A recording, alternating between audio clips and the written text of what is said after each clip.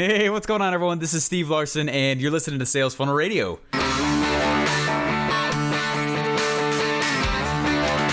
Welcome to Sales Funnel Radio, where you'll learn marketing strategies to grow your online business using today's best internet sales funnels. And now, here's your host, Steve Larsen.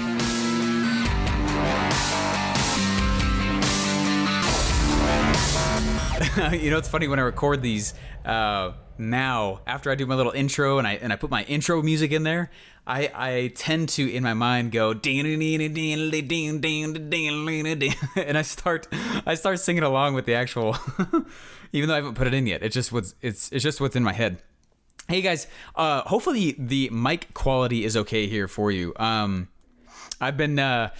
just barely got a boom mic, which is crazy. I got my desk set up in my home office. I've got whiteboards all over the place. I finally have. When I was growing up, I had and I'm trying to bring this back. But when I was growing up, anytime there was like a quote or something inspiring or some like cool nugget, even in high school I did this. I would write it down on a piece of paper, and I would thumbtack it to the wall. And I did this for a really, really long time. And there'd be anything from like business quotes to religious stuff to just inspirational things, or like, it was all about like success-driven quotes, from really cool, successful people. And my wall was littered with it, almost to the point where there was no gaps. There were some gaps, but it was so close that you barely could see any wall. And I've kind of set my home office up the same way a little bit. I've got two bookshelves. I'm still finding all the books in our boxes as we've been moving into this new house, which has been awesome. I've got the sweet desk, which is super cool. Got whiteboards, like I said, all over the place. But what I did is I left this huge area in front of me and to the sides of me totally open, because I really want to bring back, my quotes on the wall thing. I enjoyed doing that a lot, and it was cool because I kept things top of mind. Like one of them I've got right here. I think I've talked about this one on the podcast, but this is a cool one. It's from a book called How the World Sees Me. Number one, the world isn't changed by people who sort of care. Number two, you don't learn how to be fascinating, you unlearn boring. You know what I mean? We're already fascinating by anyway, just tons of quotes all over the place. To become successful, don't change who you are, become more of who you are. And highlight your differences and things like that. I put stuff like that all over my walls, and I love it. And so I've got a ton of room here because I'm super excited to jump out and keep filling my walls all over the place. What's kind of weird for me right now is that usually I'm podcasting either into my phone or into my mic or whatever it is. And right now I'm looking at a wall. So I'm going to have to get used to this. You guys, I wanted to say a cool little success story here. So when this podcast first started, I actually had...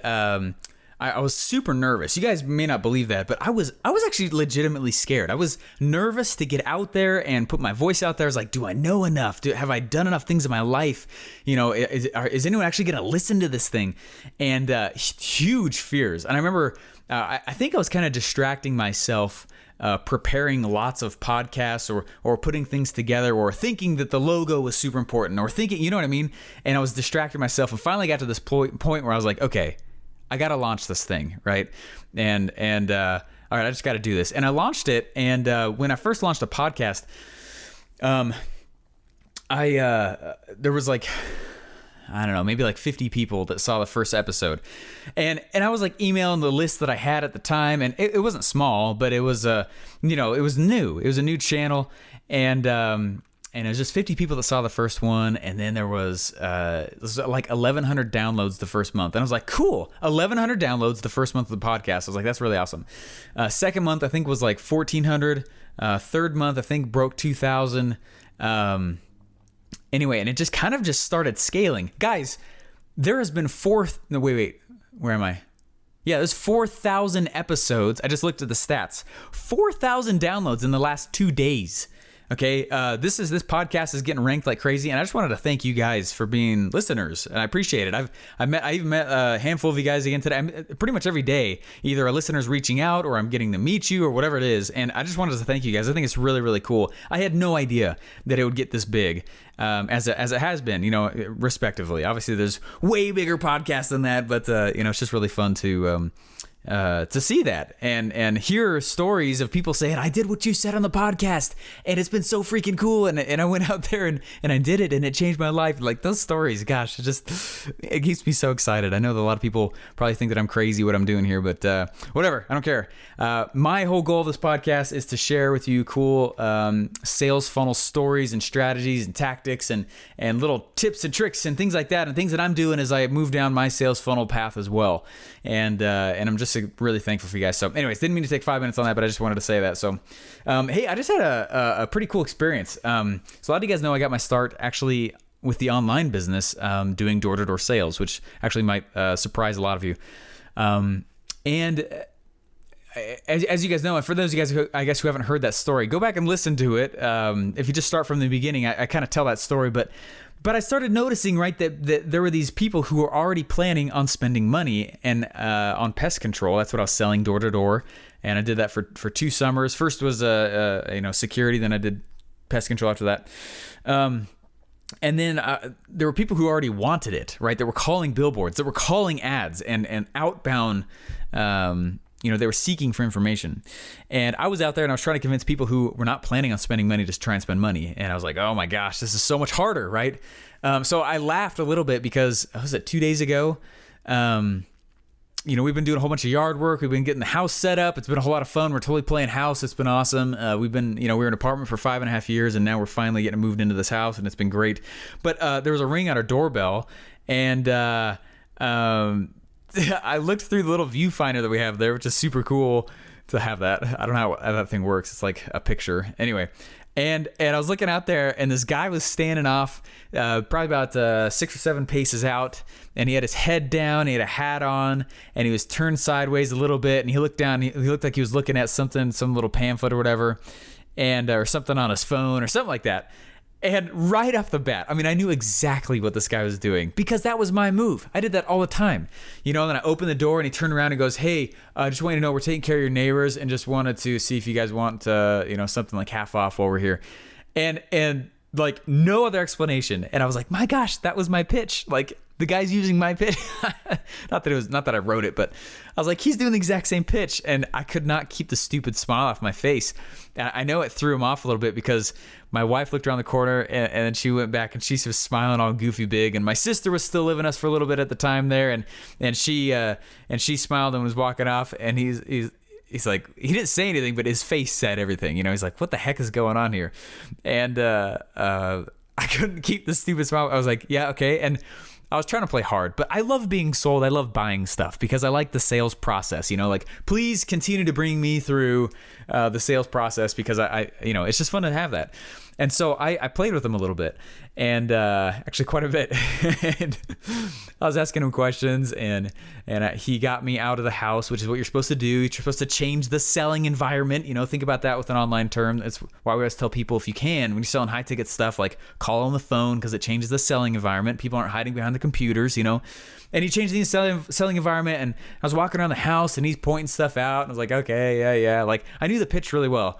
I was the number 2 first year seller for a little while at the company I was working at.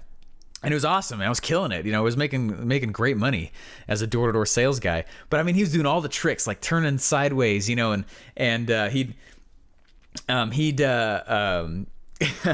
would I'd say, no, thanks. In truth, I totally wanted it. I just wanted to say no to him as many times as I could to see what he would say. And because we have bugs all over the place. Like we got a big yard now. We have this awesome waterfall in our backyard. We've got we got a pretty nice house, especially for a first house. It's not, normal, and I'm aware of that and feel super blessed and very thankful for that. And I've got a few products that are selling really, really well and anyway, whatever. But we got a big house, for a first house, it's pretty big. And, we got several rooms that are just empty here still. And we've seen bugs, there's trees and stuff all over the place. And it's awesome. And we really, really liked it. And, it's been fun to be screaming with my little girls, my 2 little ones, playing around, running around with them, and know that no one's below us or above us, as in apartment life. But anyway, now he's all over the place, and I kept saying no, and then he would he'd sidestep it and hit me with this other side thing. And I was like, is this your first year doing this? He was like, oh, yeah, I'm not that good. And I was like, okay, well, like, what if I wanted to call you? I don't know. And so he handed me this card, and I was like, cool, which number is yours? He's like, call that second one. That top one's my manager. And in my mind, I was like, this guy is totally the manager. And this is not his first year. Like, he is doing this so well. He clearly is very good. And if you sell like 1 or 2 things a day in pest control, like, you're killing it. You're going to make a huge amount of money by the end of this summer. The guys that make 3 or 4 sales a day, that's more money than most people make in a year, and they do that in a summer. And which is why it's so appealing, you know what I mean? And anyways, so I called him out on it. I was like, dude, come on. And he's like, anyway, I was like, dude, come on. I sold pest control and I was pretty good at it. And this is not your first year. And he goes, no. And I go, you are the manager, aren't you? And he goes, yeah. And I start calling him all those bluffs. And I was like, dude, I love that objection you just I gave you, and you sidestepped it. And it was cool because he and I got to sit back and we started dissecting kind of the way he pitched me. And I was like, dude, what I would do is, I would ask more questions when I come out. You hit me so hard. Like, if I didn't know you were a pest control guy already, it was a huge turnoff. And he's like, I know. It's just that you opened the door and all of you guys were smiling at me so cheesy. I didn't know what was going on. I was like, oh, it's because, like, pest control is kind of what got me started in my current industry, and I got a soft spot for door-to-door salesmen. I love buying stuff. I was like, dude, I'm going to tell you right now, we need pest control. I'm going to buy from you. But I wanted to work you with the sale. I wanted to see what was going on, and we had a really funny conversation. And the whole time, what he was doing and what you're told to do and what we learned to do with door-to-door sales and you should do this with your own sales too, by the way. In fact, I'm thinking through all the cool ways that I can do this, and it's been on my mind ever since. But what happens is, okay, so I bring up an objection. Oh, I need to talk to my spouse, or, oh, is this safe for my kids? And the first thing you do is you got to agree with them, because if you come out and you say, no, you don't need to talk to your spouse, like, what does that do? It turns them off. And so what I'm trying to tell you guys is think of this in terms of an online sales funnel, okay? If I came out and said, oh, don't worry about it, like, your kids are totally safe. I mean, but I didn't really give any stats, or I could read your body language and see that you really weren't quite buying what I was saying. You know what I mean? Like, you got to be able to give a logical reason for why you're right. But also agreeing with them. It's kind of funny. Even if you disagree with them, the first thing you do is say, oh, okay, yeah, no, I totally get that. That makes sense. Hey, Steven, you look like an idiot, and and your head is a knockoff, egg-shaped version of, Adam Sandler's, which is kind of his. And, I can go, oh, yeah, no, totally, I get it, But really, it's shaped more like, Kevin Costner's, whatever it is. But you could totally disagree with them. The first thing that we do, though, is you agree with them and then spin off and sell how you're right with stories, and that's what he's trying to sell me. He's trying to sell me using stories the whole way through. And every single time he'd bring it back to this core offer. Well, cool. If I could just get the technician scheduled anyways, then I can get out of your hair. It's just while we're here in the neighborhood because we're spraying your neighbors, which is true.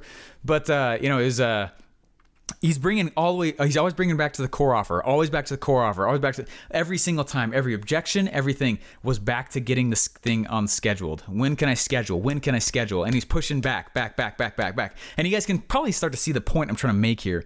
There's a really good book called Good to Great, and I think it was in this book, and if it's not, I'm so sorry. The principle is true, and I can't remember the name of the book, but I think it was comparing business to like a hot dog stand. And gosh, I'm so sorry if this is not the right book. It's sounding wrong as it's coming out of my mouth, but just here's the principle, okay? Okay. But there was a book, and it was comparing business to kind of like a hot dog stand. And the point was made that you have a hot dog stand business, meaning you're not in the business of selling relish. Can you have a hot dog stand business without relish? Yes, you can. Can you have it technically without ketchup or mustard or even a bun? Yes, you can. Could you have a hot dog stand business without a hot dog? No. right? And the main point that the book was trying to make is that you've got to know what your core offer is and continually push on it over and over and over again. And what the temptation is for a lot of us as we go build sales funnels, whether offline or online, is that we will go and we will get too obsessed about the relish. And we will think that we cannot launch a hot dog business until we have the relish, until we have the mustard, until we have the ketchup and buns and all the options and all the fixins. And we've got, whatever else random stuff you got, chili sauce, cheese, you got, chips and those are good things to have, but it's not your business. Does that make sense? And so when you're going through, and I know a lot of you guys who are listening to this podcast right now, because I've met a lot of you, you're trying to figure out what your core business actually is, right? You're trying to figure out, okay, what do I sell? What is my actual value proposition to the world? And what you'll notice, and I want to give a little piece of feedback on that, you got to keep it simple. Okay, when you first start out, know what you're good at. Me, Steve Larsen, I am very good at building sales funnels. I know ClickFunnels like the back of my hand. I literally have dreamt in the ClickFunnels editor. I have brainstormed headlines in my sleep. It's the weirdest thing, but I spent so much time in it. I've built so many sales funnels. Even before I worked for ClickFunnels, I was flat out obsessed with it. Okay, that is my core thing. All right, when I was speaking at AdCon a few days ago, some of the people were like, why don't you get out there and you start actually selling, get Facebook ads going? It's like, because I'm on my core offer. I am standing on my peak. I do not want to come off of my peak to go learn another peak, Facebook ads. Does that make sense? And some of you guys, you're getting out there and you're saying, hey, I've got to learn this. I've got to learn this. Now that might be true, but if it's taking you away from your core offer, then you're screwing yourself. All right, you cannot do that. You can't have the hot dog business without the hot dog. So learn what the hot dog of your business is. Does that make sense? Learn what exactly it is that you actually offer. And here's some tips for that. I remember for years I kept thinking like, man, what am I good at? What am I good at? And little did I know or notice at the time that every single one of the businesses that I was trying and launching had to do with the internet. Little did I know that every single one of them had to do with, B2B or B2C sales. Now that's true for every business, but I was like hardcore focusing on the sales part itself. You know what I mean? And little did I know that all the pieces that I was going through have literally, they've all pinned into this one core offer, sales funnels, particularly online. Does that make sense? And I remember when I sat back and I started thinking about that, I was like, holy crap. I should probably learn some online stuff. This is probably like 4 years ago. I should probably learn some online stuff because every business that I've been trying up until now has always been online. Always. Every time, without fail. And I was like, man, okay, cool. And so I stopped, doing door-to-door real estate like I was doing. I stopped doing door-to-door sales, selling pest control. I stopped doing, and it's not that it didn't help me because it helped me like crazy. It's just that I needed to focus on my core offer. Right. That's why I went and I hired somebody to do some custom coding. I probably could have learned it on my own. I know a little code on my own, but it's not my peak. Does that make sense? And so for you to figure out what your core offer is and figure out what the thing is that you actually are going to go out and sell, I want you to start thinking of some questions. This is what helped me. I think my dad might have taught me this, or anyways, I can't remember, but he was saying, look, Stephen, what is it that you think about when you have nothing to think about? Does that make sense? I think Tony Robbins calls this like net time, no extra time, right? Things that are like when you're driving in the car or things. When you have nothing you're supposed to be thinking about? Like I was in the college, when I was thinking through these questions, and as I asked, deeply, you guys, I was asking myself these questions every single day, many times a day. Like, what am I good at? What am I good at? And you've probably honestly felt that the same. Am I right? Like you probably have. And what I started doing is I started saying that, okay, what do I think about when I have nothing that I'm supposed to be thinking about? And where does my mind randomly play? And what's the mental playground that I'm always in? Sales funnels, right? It was always online. And I'm like, okay, cool. Then I took a step forward into the online world and I was like, okay, what am I still thinking about? It's like, hey, it's like online process, e-commerce mixed with info products. Okay, cool. Then I took a step forward. I was like, okay, now let me niche down again. Now, what is it that I'm really, now that I've learned like crazy, and every single time I took a step forward was like this hardcore learning period where I'd go out and I'd say, hey, I've got to know more about X, Y, and Z. I've got to know more about, one of the first successful funnels I ever built was this MLM funnel, and it still makes $1,000 a week. It's nuts. It's been doing that for a long time, which is awesome. A nice little cash flow business sitting on the side there like that, but I went into these huge learning periods, and then I'd stop learning on purpose so that I could go execute. Otherwise, there was too much input and I was not having any output. Does that make sense? So anyways, it was cool because I was listening to this sales guy, DoortoDoor guy, and he was saying like, hey, and he'd overcome every objection, overcome, and he's always bringing it back to the core offer. I was like, dude, you're doing it right, man. I know that you're not a noob. You're not new at this stuff. You're not brand spanking new. I was like, you're the manager, aren't you? And he goes, yeah. And I was like, come on, dude. Like, anyway, totally bought from him. I'm gonna come spray our house tomorrow or 2 days from now. There was a massive spider crawling after my 3-year-old today, and she keeps thinking there's spiders all over her and keeps screaming when there's nothing on her, and I feel bad. Hope it doesn't probably develop a little complex or something. But anyways, that's my main point, guys, is that I want you to know that you've got to figure out what your core offer is and realize where the relish in your head is. Where's the ketchup and the mustard and the buns?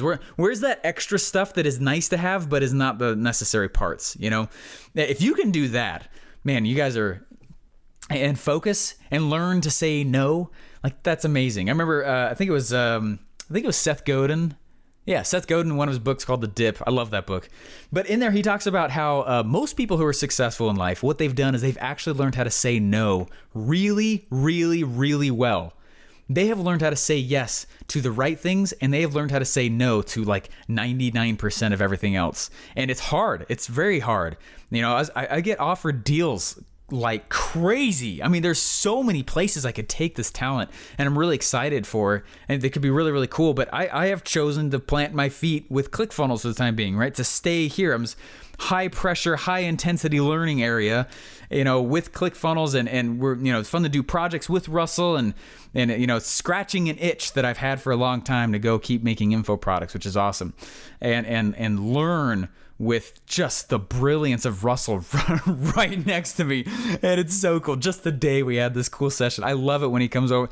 My desk is in the same room as his, literally. And he'll walk over, and he did that today 2 times, and he was showing me these maps, and these different diagrams. I can't tell you what was on there. It's totally secret, but just stay tuned and keep a close eye on what ClickFunnels is doing. But it's just cool to have that kind of high pressure, hand, right next to me the whole time.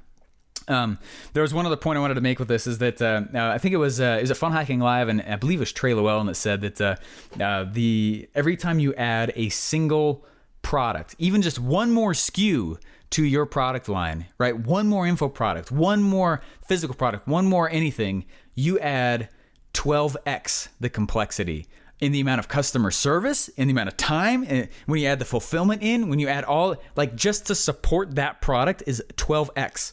And you think about all the time it takes for you to jump from thing to thing to thing to thing, all over the place, thinking, no, this is the new preak. No, this is what's going to make me money. No, this is what's going to, and you jump all over the place, right? That actually is literally what's keeping you from being successful, because you're adding 12 times the complexity. Like, stop, okay? Figure out what it is that your main business is, and just focus on that. Just get that done, and you guys are gonna love it. And that's what I did. That's why the MLM one worked. I said no to everything else. I jumped out of.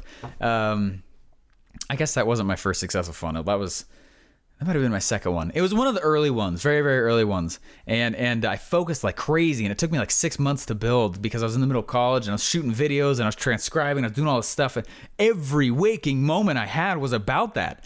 And I want you guys to start doing that as well.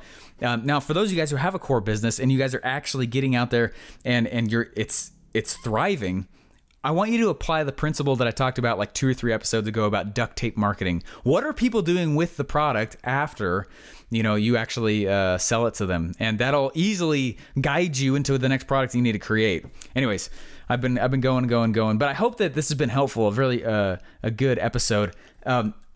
Bear down on the core offer. Figure out what that really is, right?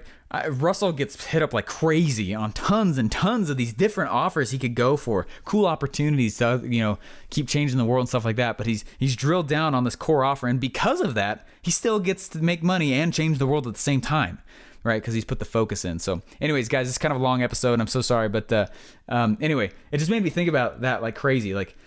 Keep hitting the core offer. If you got more than one idea inside of a funnel, and it's not converting well, it's probably because you have more than one idea. So anyway, guys, I hope it's okay, and I hope the sound quality is okay. I've got a boom mic now with this cool windscreen, and I can't promise it'll all be this awesome sounding, but I did some tests, and I was like, dang, this sounds really freaking good.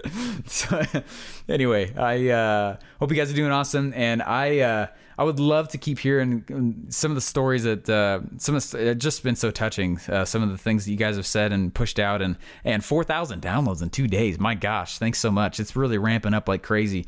I think it was 4,000 downloads total 2 months ago. Last month was 8,000, so it doubled, and then it's been 4,000 in the last 2 days. Just nuts. So anyways, I just wanted to thank you guys for that, and I had no idea, and it's just very, very touching. So all right, guys, get out there, figure out the core offer, and I will talk to you later. Bye.